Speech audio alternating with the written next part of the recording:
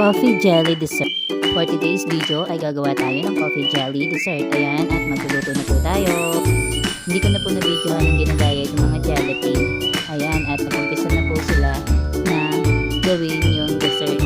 Nilagay na po yung condensed milk at all-purpose cream. Mas madami ang gumagawa, mas mabilis din po yung paggawa ng dessert. At pagkatapos po niyan ay nilagay na po yung mga cube cheese para mas malasa po yung ating coffee jelly.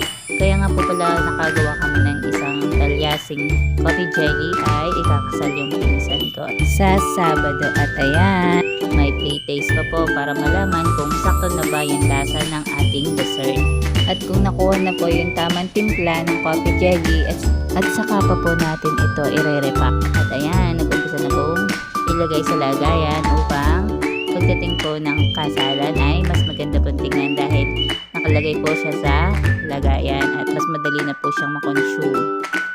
Ayan po, kaya po ganyan po kadami yung ginawa namin na coffee jelly ay dahil sa Sabado po ay ikakasal yung aking pinsan.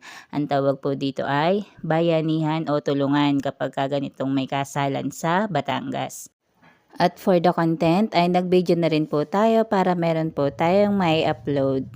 At ayan na nga po, natapos na namin po itong iripa kaya